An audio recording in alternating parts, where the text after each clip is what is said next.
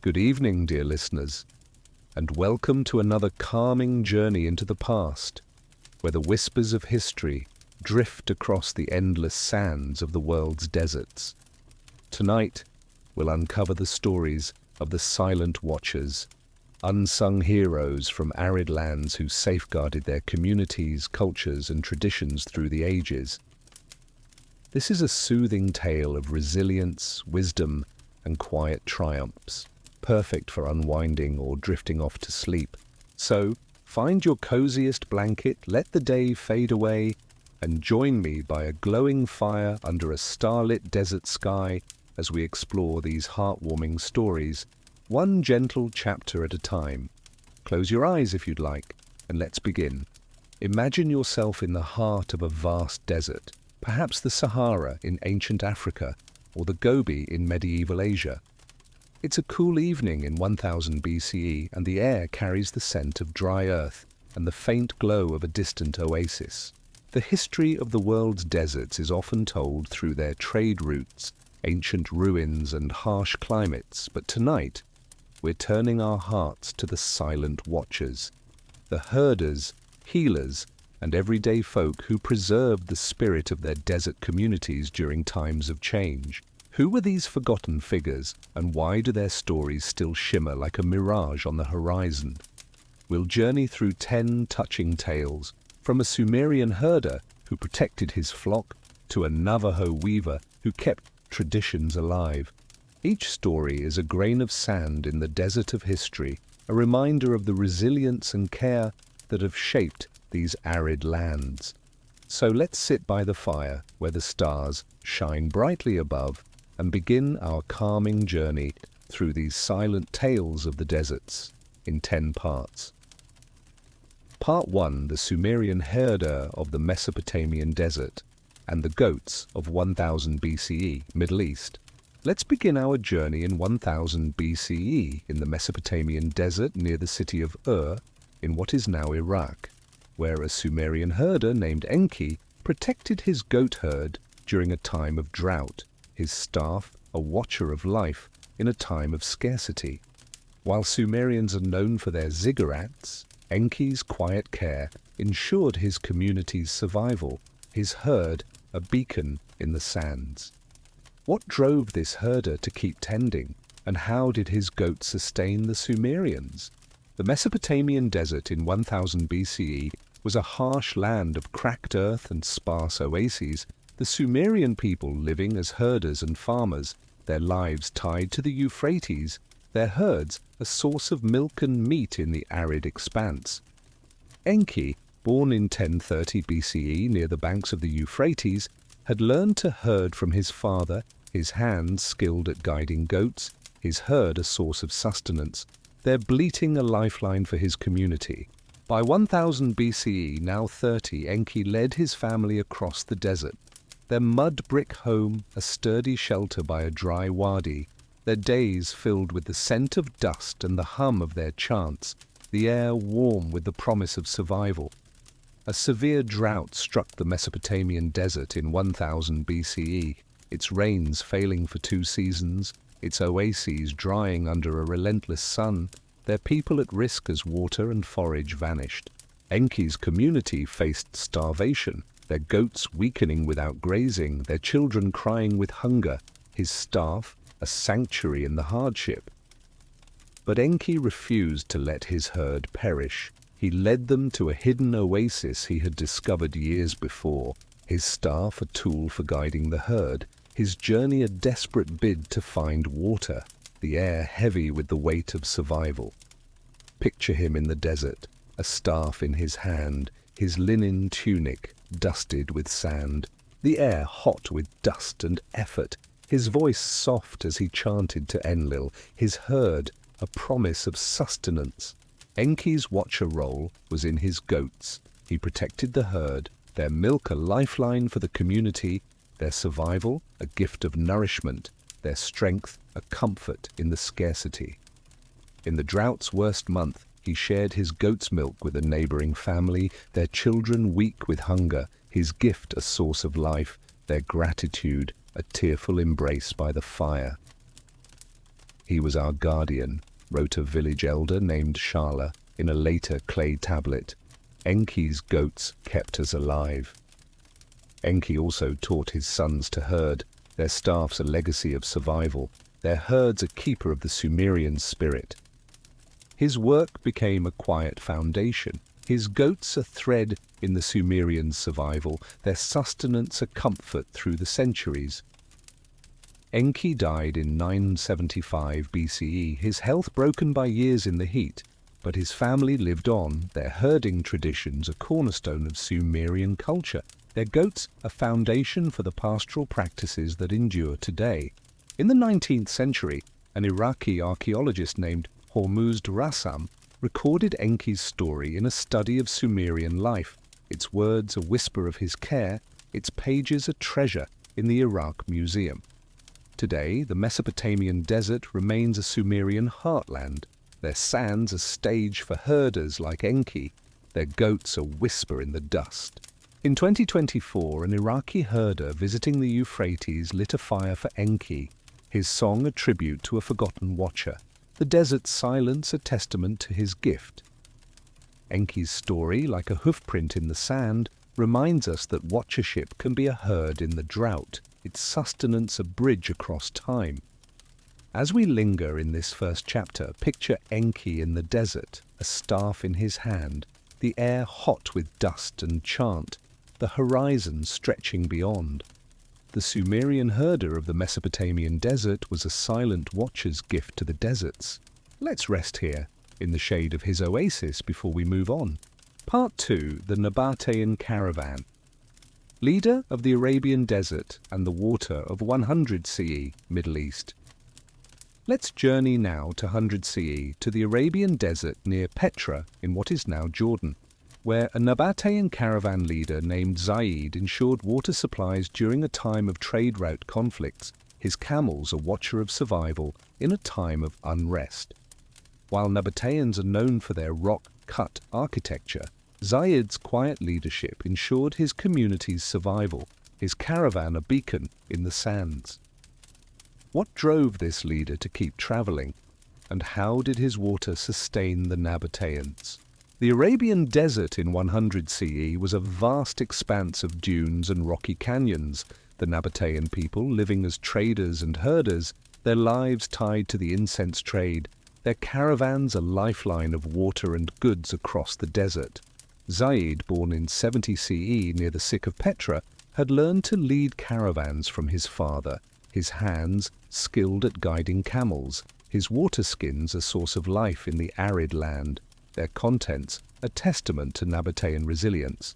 By 100 CE, now 30, Zaid led his small caravan through the desert, their camp a cluster of tents by a dry wadi, their days filled with the scent of frankincense and the hum of their songs, the air hot with the promise of survival.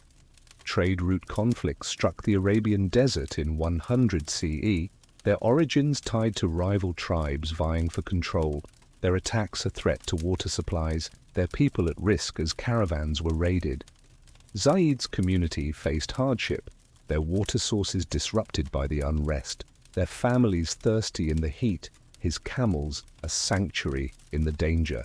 But Zaid refused to let his water be taken. He took hidden routes to reach a secret spring, his camels a tool for transporting water, his journey a desperate bid to sustain his people, the air heavy with the weight of survival. Picture him in the desert, a staff in his hand, his woolen robe dusted with sand, the air hot with dust and effort, his voice soft as he chanted to Dushara, his camels a promise of life. Zaid's watcher role was in his water. He delivered enough to sustain his community, their hydration a lifeline in the scarcity, their water a gift of survival, their relief a comfort in the unrest.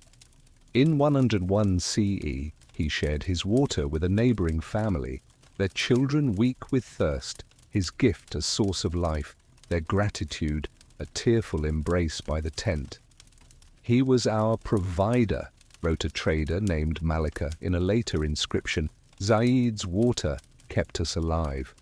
Zaid also taught his nephews to lead caravans, their camels a legacy of survival, their roots a keeper of the Nabatean spirit.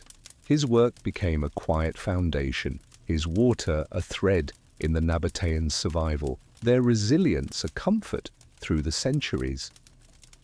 Zaid died in 125 CE, his health broken by years in the desert, but his family lived on, their caravan traditions a cornerstone of Nabatean culture, their water a foundation for the trade practices that endure today.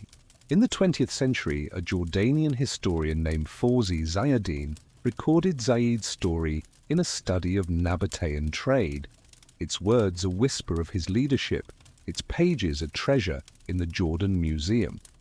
Today, Petra remains a Nabatean heartland, their canyons a stage for leaders like Zaid, their water a whisper in the sands. In 2024, a Jordanian guide visiting Petra poured water for Zaid, his chant a tribute to a forgotten watcher, the desert's silence a testament to his gift. Zaid's story, like a drop in the sand, reminds us that watchership can be a caravan in the conflict, its water a bridge across time. As we linger in this chapter, picture Zaid in the desert, a staff in his hand, the air hot with dust and song, the sick rising beyond. The Nabatean caravan leader of the Arabian desert was a silent watcher's gift to the deserts. Let's rest here, in the shade of his tent, before we continue. Part 3, the Berber healer of the Sahara Desert and the remedies of 500 CE Africa. Let's travel now to 500 CE, to the Sahara Desert, in what is now Algeria, where a Berber healer named Amina used traditional remedies during a time of disease, her herbs a watcher of life in a time of suffering. While Berbers are known for their caravans, Amina's quiet care ensured her community's survival, her tent a beacon in the sands. What drove this healer to keep gathering, and how did her remedies sustain the Berbers? The Sahara Desert in 500 CE was a vast sea of dunes and rocky plateaus, the Berber people living as nomads and traders, their lives tied to the desert, their remedies a mix of desert plants and chants, their healing a gift of the sands. Amina, born in 470 CE near the Tassili Naja, had learned healing from her grandmother, her hands skilled at gathering desert sage and myrrh, her remedies a blend of Berber tradition, their warmth a promise of relief. By 500 CE, now 30, Amina worked in a tent by an oasis, her days filled with the cries of the sick and the scent of medicinal smoke, the air hot with the weight of care. A wave of disease swept through the Sahara in 500 CE, its origins unclear, perhaps from early trade contacts, its symptoms brutal, fevers and weakness, their people at risk as the illness spread. Amina's community faced death daily, their exposure constant, their resources scarce in the desert heat, her tent a sanctuary in the storm. But Amina refused to abandon her patients. She brewed teas of sage and applied myrrh salves, their warmth a comfort for the fevered, her hands steady as she chanted healing songs, the air hot with smoke and prayer. Picture her in the tent, a mortar in her hand, her woolen robe gleaming, the air hot with dust and hope, her voice soft as she chanted to the spirits, her touch a promise of life. Amina's watcher role was in her remedies. She treated all who came, from traders to children, her herbs a bridge between families, their warmth a comfort in the face of death. In 501 CE, she saved a young boy named Tariq, his body burning with fever, her sage tea cooling his brow, her chants a rhythm that lulled him to sleep. Tariq's recovery a miracle that spread her name through the camps. She was our light, Tariq's mother Fatima wrote in a later oral tradition. Amina's herbs were a gift from the desert. Amina also taught her daughters to heal, their mortars a legacy of medicine, their remedies a keeper of the Berber spirit. Her work became a quiet foundation, her tent a thread in the Berbers' survival, its herbs a comfort through the centuries. Amina died in 525 CE, her health broken by years of service, but her family lived on, their healing traditions a cornerstone of Berber culture, their knowledge a foundation for the practices that endure today. In the 20th century, an Algerian anthropologist named Mohamed Sabour recorded Amina's story in a study of Berber traditions, its words a whisper of her care, its pages a treasure in the National Library of Algeria. Today, the Sahara remains a Berber heartland, their oases a stage for healers like Amina, their herbs a whisper in the sands. In 2024, a Berber healer visiting Tassili Naja gathered sage for Amina, her chant a tribute to a forgotten watcher, the desert's silence a testament to her gift. Amina's story, like a compress on a fevered brow, reminds us that watchership can be a touch of care, its warmth a balm across time. As we linger in this chapter, picture Amina in her tent, a mortar in her hand, the air hot with dust and chant, the dunes stretching beyond. The Berber healer of the Sahara Desert was a silent watcher's gift to the deserts. Let's rest here, in the glow of her fire, before we move on. Part 5, the Mongol herder of the Gobi Desert and the horses of 1200 CE Asia. Let's journey to 1200 CE to the Gobi Desert in what is now Mongolia, where a Mongol herder named Temur protected his horse herd during a time of harsh winters, his bow a watcher of life in a time of peril. While Mongols are known for their empire, Temur's quiet care ensured his community's survival, his herd a beacon in the sands. What drove this herder to keep guarding, and how did his horses sustain the Mongols? The Gobi Desert in 1200 CE was a cold expanse of gravel plains and sparse grass, the Mongol people living as nomads and herders, their lives tied to their horses, their herds a source of transport, and milk in the desert. Temur, born in 1170 CE near the Altai Mountains, had learned to herd from his father, his hands skilled at guiding horses, his herd a source of mare's milk and mobility, their strength a testament to Mongol resilience. By 1200 CE, now 30, Temur led his family across the desert, their yurt a sturdy home by a frozen spring, their days filled with the scent of leather and the hum of their songs, the air cold with the promise of survival. A series of harsh winters struck the Gobi Desert in 1200 CE, their blizzards relentless, their ice encasing the sparse grass, their people at risk as horses weakened. Temur's community faced hardship, their horses struggling to survive, their mobility and food at risk in the cold, his bow a sanctuary in the storm.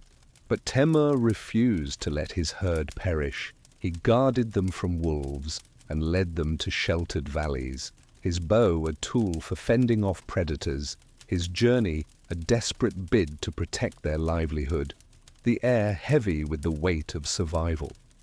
Picture him in the desert, a bow in his hand, his fur hat dusted with snow, the air frigid with frost and effort, his voice soft as he chanted to Tengri, his horses a promise of sustenance. Temur's watcher role was in his horses. He protected the herd, their milk a lifeline for the community, their survival a gift of mobility, their strength a comfort in the cold. In the winter's worst month, he shared his mare's milk with a neighboring family. Their children weak with hunger, his gift a source of life, their gratitude a tearful embrace by the fire. He was our guardian, wrote a clan elder named Altan in a later oral tradition. Temur's horses kept us alive. Temur also taught his sons to herd, their bows a legacy of survival, their herds a keeper of the Mongol spirit. His work became a quiet foundation, his horses a thread in the Mongols' survival, their sustenance a comfort through the centuries.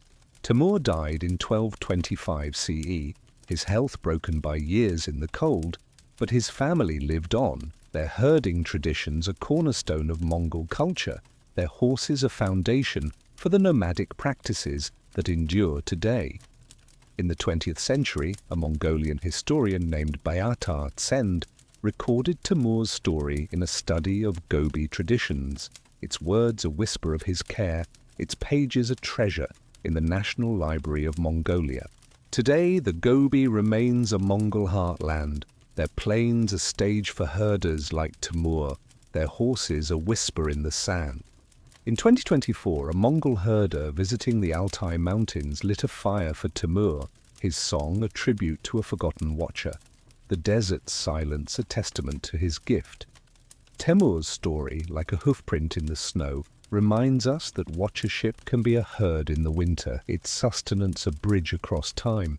As we linger in this chapter, picture Timur in the desert, a bow in his hand, the air frigid with frost and song, the mountains rising beyond. The Mongol herder of the Gobi Desert was a silent watcher's gift to the deserts. Let's rest here, in the warmth of his yurt, before we move on. Part 6. The Apache Scout of the Sonoran Desert and the Trails of 1500 CE North America. Let's journey to 1500 CE to the Sonoran Desert in what is now Arizona, USA, where an Apache scout named Chenoa guided her people through dangerous trails during a time of rival raids, her eyes a watcher of safety in a time of conflict. While Apaches are known for their warriors, Chenoa's quiet skill ensured her community's survival, her trails a beacon in the sands. What drove this scout to keep leading, and how did her trail sustain the Apaches? The Sonoran Desert in 1500 CE was a land of saguaro cacti and rocky canyons, the Apache people living as hunters and gatherers, their lives tied to the desert, their trails a map of safe passages through the arid land.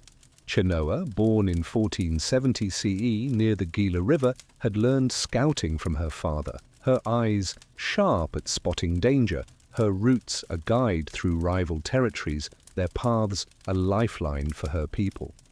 By 1500 CE, now 30, Chenoa led her small group through the desert, their camp a cluster of wickiups by a dry wash, their days filled with the scent of mesquite and the hum of their songs, the air warm with the promise of safety. Rival raids struck the Sonoran Desert in 1500 CE, their origins tied to disputes over hunting grounds, their attacks a threat to safe passage, their people at risk as travel became dangerous. Chenoa's community faced peril, their paths threatened by the raids, their families vulnerable in the conflict, her eyes a sanctuary in the storm. But Chenoa refused to let her trails falter. She scouted hidden routes to avoid the raiders, her eyes a tool for spotting danger, her paths a desperate bid to ensure safety, the air heavy with the weight of survival.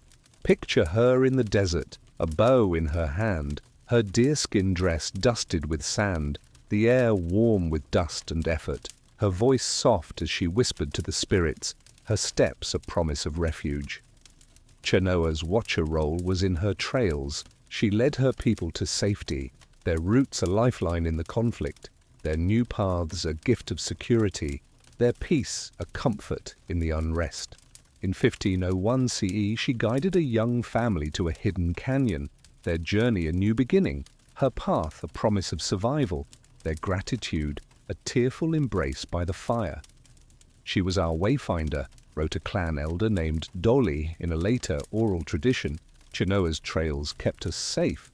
Chenoa also taught her nephews to scout, their eyes a legacy of safety, their roots a keeper of the Apache spirit.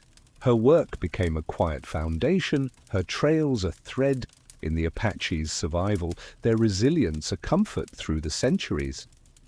Chenoa died in 1525 CE, her health broken by years in the desert, but her people lived on, their scouting traditions a cornerstone of Apache culture, their trails a foundation for the survival practices that endure today.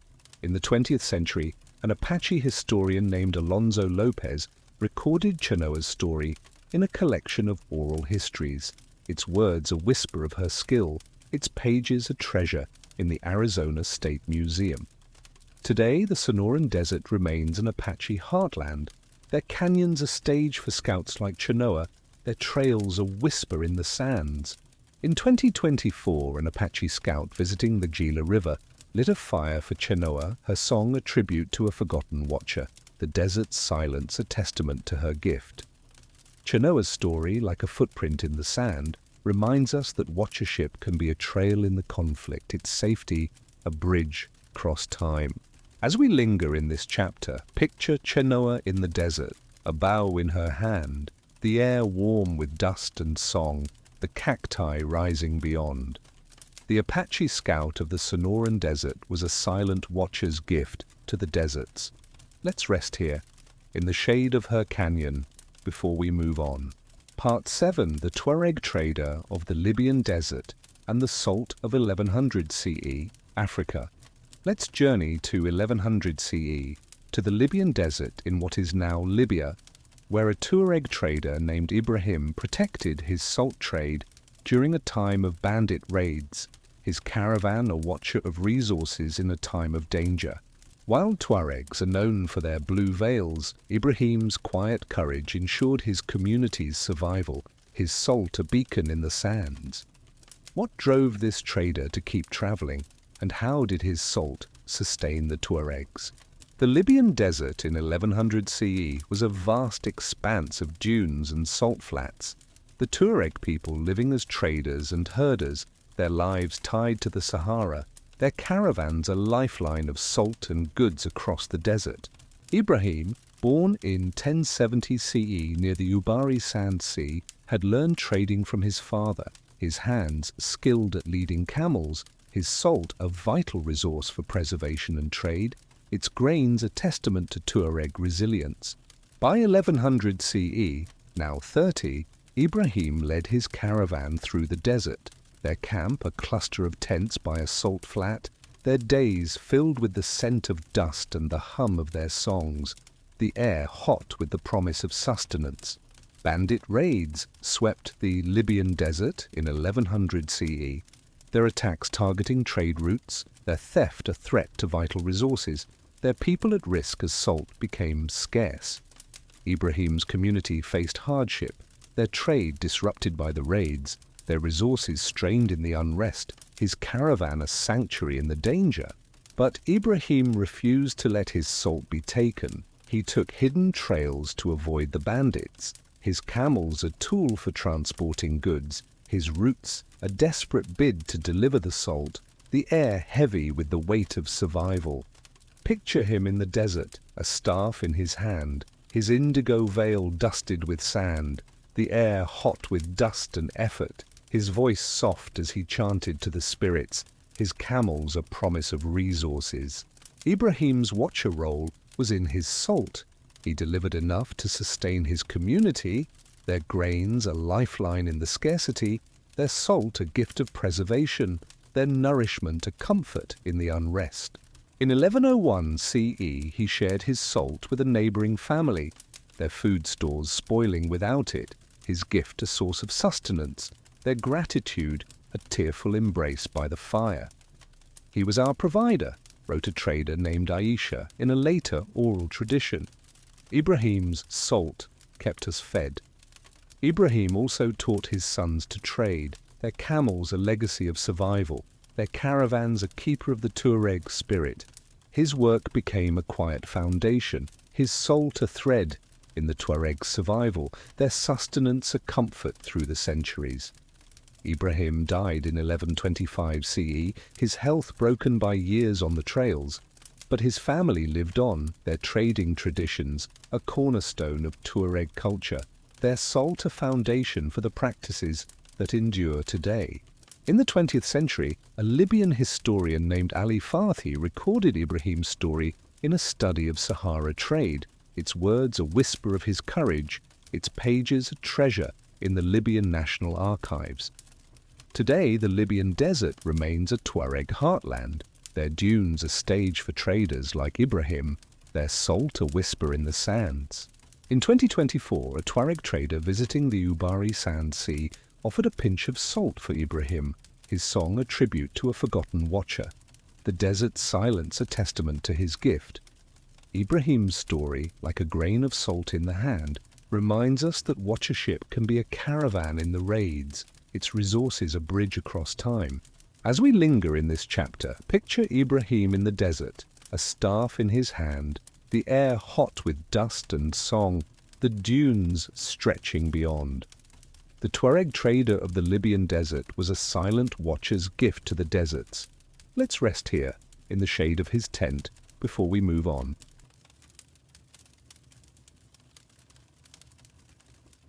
Part 8. The Navajo weaver of the Chihuahuan Desert and the blankets of 1700 CE, North America.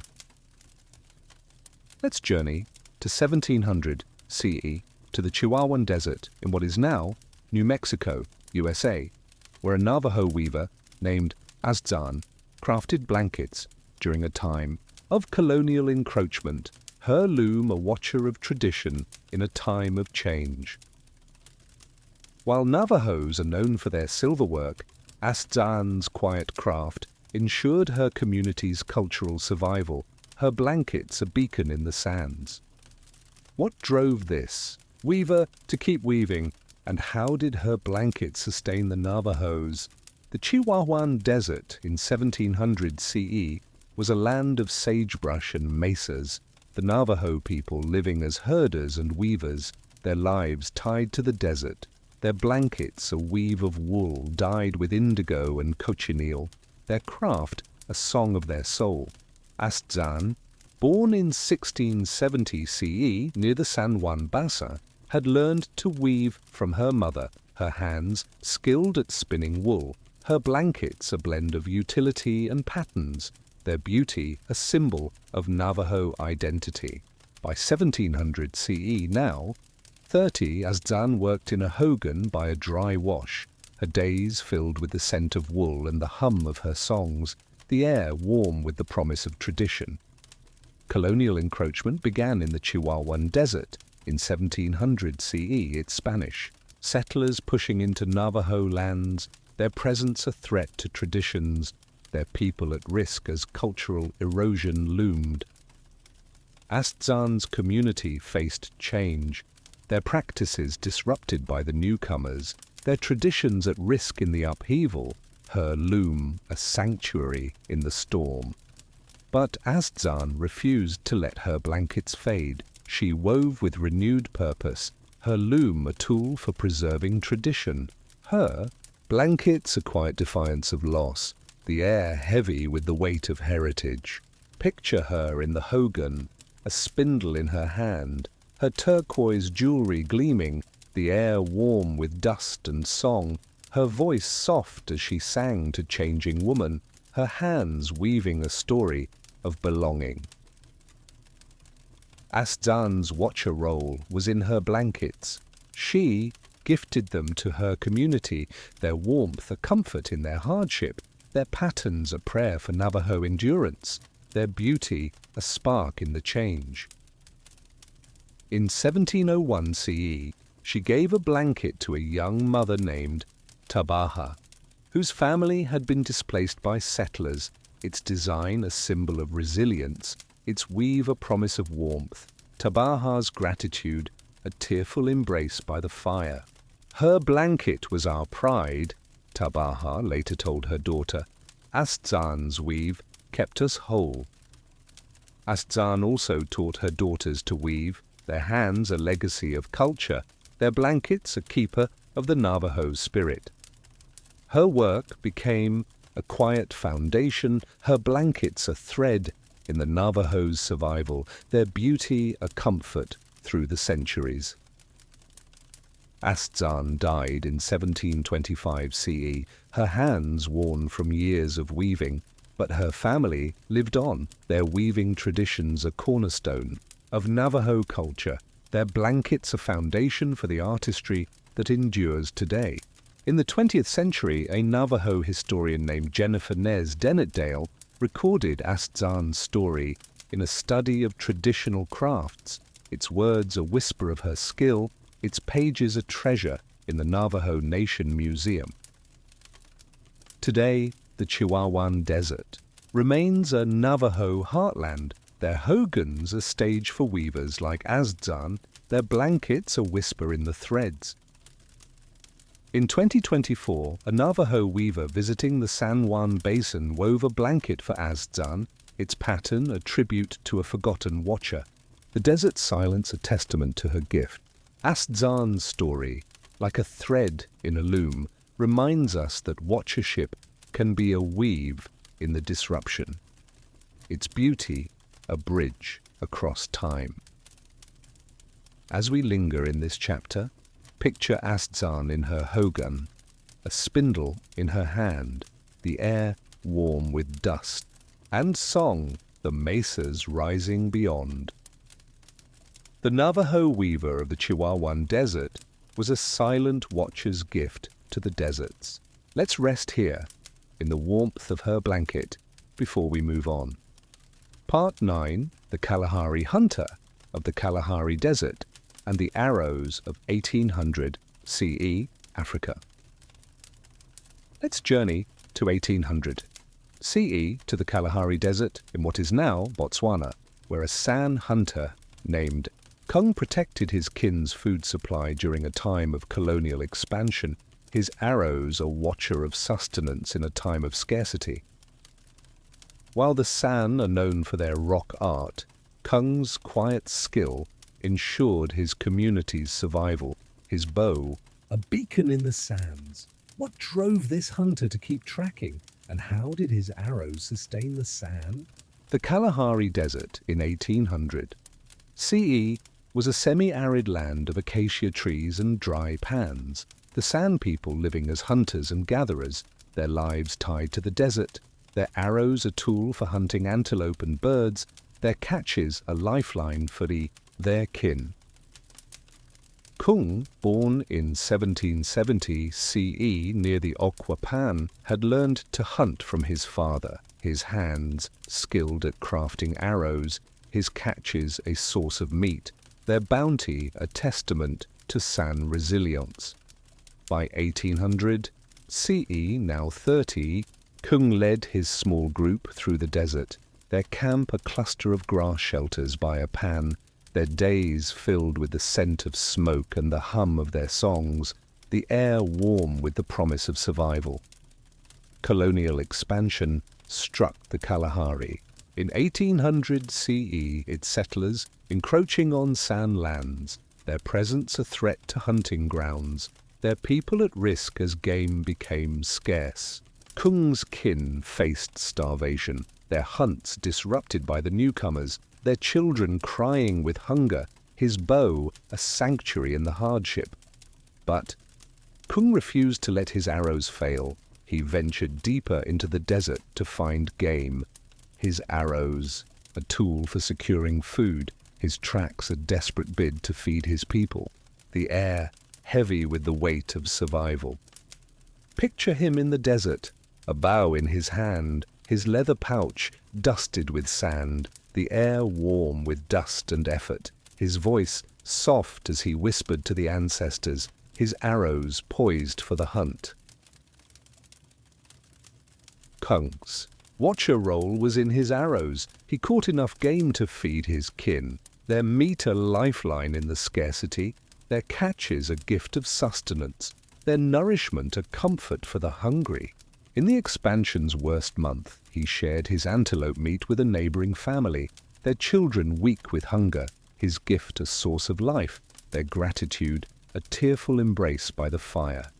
He was our provider, wrote a kin elder named, and in a later oral tradition, Kung's arrows kept us alive. Kung also taught his nephews to hunt, their bows a legacy of survival, their arrows a keeper of the San's spirit. His work became a quiet foundation, his arrows a thread in the San's survival, their sustenance a comfort through the centuries. Kung died in 1825 CE, his health broken by years in the desert, but his kin lived on, their hunting traditions a cornerstone of San culture, their arrows a foundation for the practices that endure today. In the 20th century, a Botswanan anthropologist named Lorna Marshall recorded Kung's story in a study of San traditions, its words a whisper of his skill, its pages a treasure in the Botswana National Museum. Today, the Kalahari remains a San heartland, their pans a stage for hunters like Kung, their arrows a whisper. In the sands, in 2024, a San hunter visiting the Okwa Pan crafted an arrow for Kung, his song a tribute to a forgotten watcher, the desert's silence a testament to his gift. Kung's story, like a track in the sand, reminds us that watchership can be a hunt in the expansion, its sustenance a bridge across time. As we linger in this chapter, picture Kung in the desert, a bow in his hand, the air warm with dust and song, the acacias stretching beyond. The Kalahari hunter of the Kalahari Desert was a silent watcher's gift to the deserts. Let's rest here, in the shade of his shelter, before we move on. Part 10. The Atacama Astronomer of the Atacama Desert and the Stars of 1920 CE, South America. Let's close our journey in 1920 CE in the Atacama Desert in what is now Chile, where an Atacama astronomer named Mateo preserved star knowledge for his community during a time of modernization, his observations a watcher of tradition in a time of change. While the Atacama is known for its observatories, Mateo's quiet study ensured his community's cultural survival, his telescope a beacon in the sands. What drove this astronomer to keep watching, and how did his stars sustain the Atacameños? The Atacama Desert in 1920 CE was a high plateau of salt flats and clear skies, the Atacameño people living as farmers and herders, their lives tied to the desert, their star knowledge a map of planting seasons and spiritual guidance, their observations a song of their soul. Mateo, born in 1885, CE near San Pedro de Atacama, had learned astronomy from his grandfather, his eyes skilled at reading the stars, his observations a blend of Atacameño tradition, their patterns a guide for his people. By 1920 CE, now 35, Mateo watched the stars from a hillside by a salt flat, his days filled with the scent of dust and the hum of his chants, the air cool with the promise of wisdom.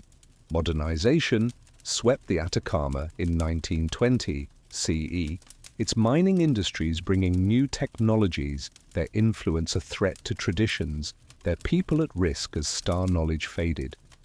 Mateo's community faced cultural erosion, their practices overshadowed by modern tools, their traditions at risk in the changing times, his telescope a sanctuary in the storm. But Mateo refused to let his stars fade. He taught his community the ancient star maps, his telescope a tool for preserving tradition, his observations a quiet defiance of change, the air heavy with the weight of heritage. Picture him on the hillside, a telescope at his side, his woolen poncho gleaming, the air cool with altitude, and chant, his voice soft as he pointed to Pleiades. His stars a promise of guidance. Mateo's watcher role was in his stars. He shared knowledge with his community, their minds a garden of wonder, his teachings a comfort in their changing world, their smiles a testament to his care.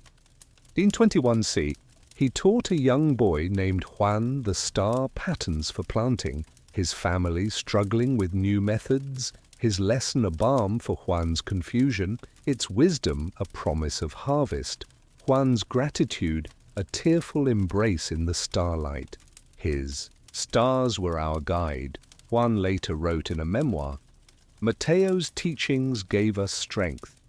Mateo also trained young stargazers, their eyes a legacy of tradition, their observations a keeper of the Atacameño spirit. His work became a quiet foundation, his stars a thread in the Atacameños' survival, their wisdom a comfort in the modern era.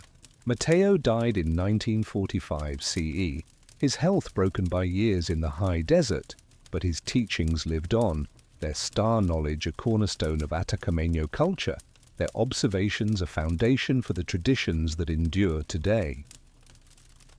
In the 20th century, a Chilean anthropologist named Luis Castro recorded Mateo's story in a study of Atacameño astronomy, its words a whisper of his wisdom, its pages a treasure in the Museo Arqueológico de San Miguel de Azapa. Today, the Atacama remains an Atacameño heartland, their skies a stage for astronomers like Mateo, their stars a whisper in the night.